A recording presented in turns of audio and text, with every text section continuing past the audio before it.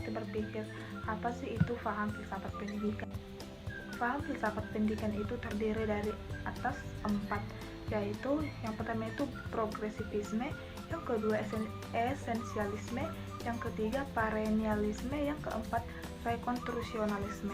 Nah, yang pertama itu progresivisme, yaitu aliran progresivisme merupakan suatu aliran dalam filsafat pendidikan yang menghendaki adanya perubahan pelaksanaan pendidikan secara cepat menuju arah positif. Dalam pandangan progresivisme, belajar harus dipusatkan pada diri siswa, bukan guru atau bahan pelajaran. Aliran progresivisme secara historis telah muncul pada abad ke-19. Namun perkembangannya secara pesat baru terlihat pada awal abad ke-20, khususnya di negara Amerika Serikat. Adapun tujuan progresivisme yaitu memberikan keterampilan dan alat-alat yang bermanfaat untuk berinteraksi dengan lingkungan yang berbeda dalam proses perubahan secara terus-menerus. Nah, di sini juga ada kurikulum terintegrasi antara masalah-masalah yang ada dalam masyarakat dengan model belajar sambil berbuat, serta menggunakan metode problem solving dalam kegiatan pembelajaran sehari-hari. Adapun peran guru, yaitu guru berperan sebagai fasilitator, pembimbing, dan pengarah bagi siswa. Yang kedua itu ada esensialisme. Aliran esensialisme merupakan aliran pendidikan yang didasarkan pada nilai-nilai kebudayaan telah ada sejak awal peradaban umat manusia. Pendidikan yang berjiwakan esensialisme terpusat pada guru atau pendidik. Esensialisme muncul pada zaman Renaissance.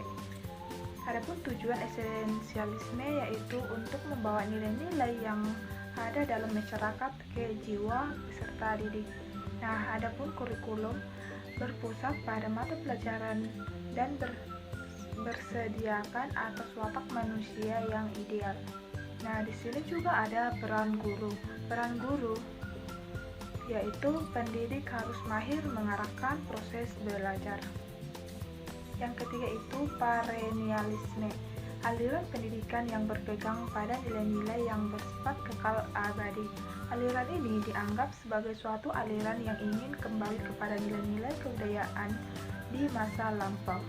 Teori ini sudah ada sejak zaman filosof abad kuno dan pertengahan. Adapun tujuan perennialisme yaitu membantu peserta didik menyikapi dan menginternalisasikan nilai-nilai kebenaran yang abadi agar mencapai kebijakan dan kebaikan dalam hidup. Adapun kurikulumnya yaitu berpusat pada mata pelajaran. Kurikulum dibedakan berdasarkan tingkatan pendidikan.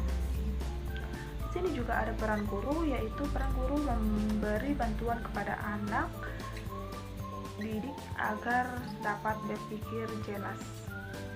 Guru juga sebagai murid yang mengalami proses belajar selama mengajar.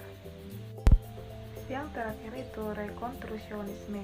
Aliran rekonstrusionisme merupakan suatu aliran yang berusaha merombak tata susunan lama dengan membangun tata susunan hidup kebudayaan yang bercorak modern.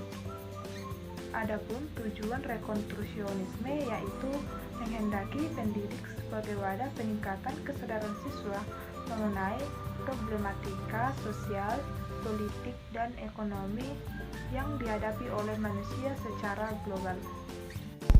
Di sini juga ada kurikulum, yaitu mata pelajaran yang berorientasi pada kebutuhan masyarakat masa depan. Peran guru, pendidik harus tampil dalam membantu siswa menghadapi persoalan dan perubahan.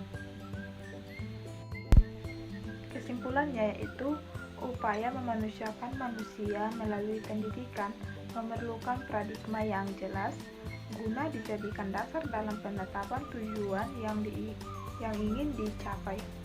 Banyak aliran filsafat yang dapat dijadikan acuan sebagai landasan, di antaranya adalah aliran progresivisme, esensialisme, perennialisme, dan rekonstrusionisme yang masing-masing memiliki karakter dan ciri sendiri.